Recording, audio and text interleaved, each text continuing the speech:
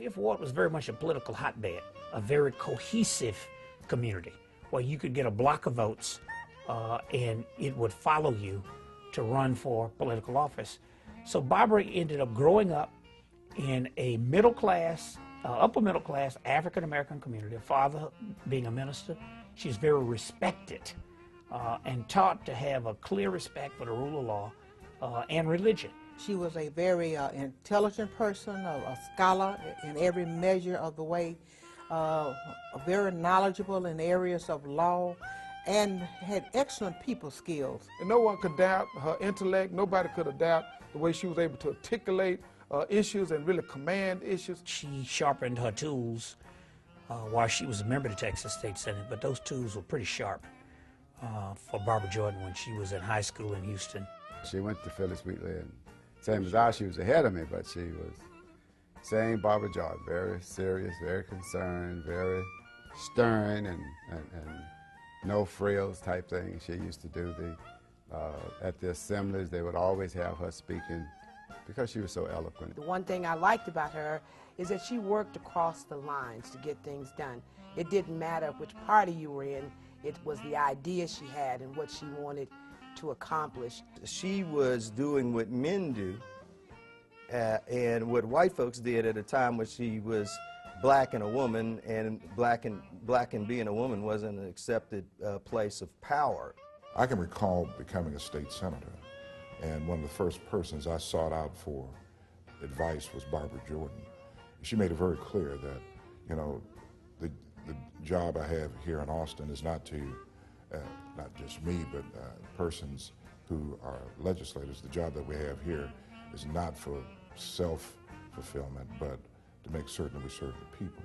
I do remember as a girl growing up in Fifth Ward, I had the opportunity to hear her speak, and of course she was a very dynamic speaker. Everyone wanted to be like Barbara Jordan or to be in the arena where she was. Who couldn't be influenced by Barbara Jordan and her brilliant career and all of the things that she did, both here in the state of Texas and later in the Congress.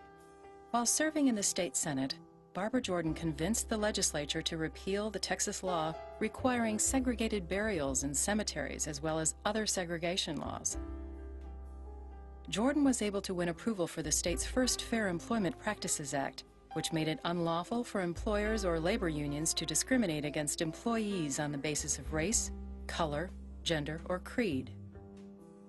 During this time, the legislature passed another act that encouraged employers to hire handicapped persons.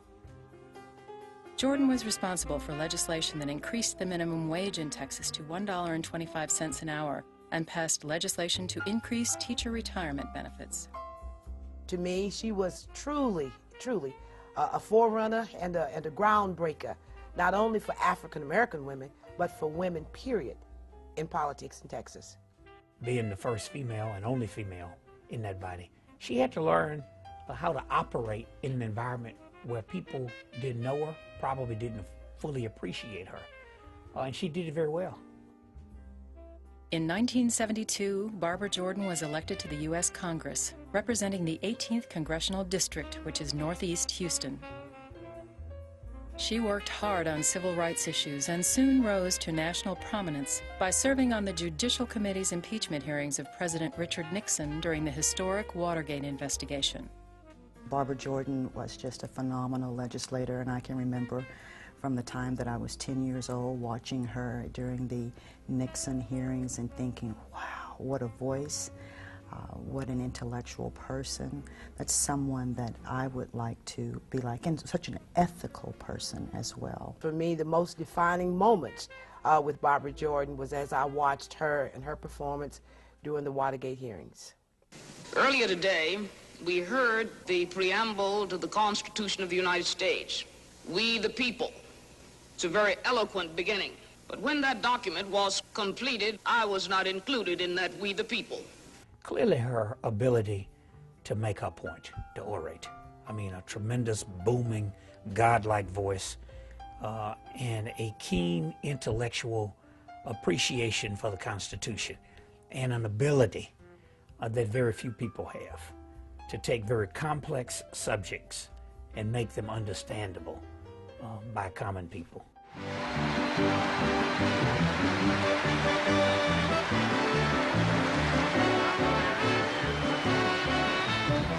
I now present our second keynote speaker, the Honorable Barbara Jordan, Democrat of Houston, Texas. In 1976, Jordan delivered the keynote address at the Democratic National Convention and again at the 1992 Democratic Convention. We are a people trying not only to solve the problems of the present, unemployment, inflation, but we are attempting on a larger scale to fulfill the promise of America. We are attempting to fulfill our national purpose to create and sustain a society in which all of us are equal. Barbara Jordan's speech at the Democratic National Convention was certainly a historic first because she was an African American giving the keynote speech. She seemed to have won the hearts and the minds of the people of the United States of America. And a lot of people wanted to see her run for be a vice presidential candidate. Some people are born with greatness, and I think that she was one who was born to greatness. Barbara Jordan suffered from a debilitating illness and eventually retired from Congress. Confined to a wheelchair, she returned to Austin and became a professor at the University of Texas. In 1994, she was awarded the Medal of Freedom, the nation's highest civilian award. Barbara Jordan died in 1996, a private citizen with a very public name. President Bill Clinton delivered the eulogy at her funeral. She was buried at the Texas State Cemetery in Austin, the first black person to be buried there.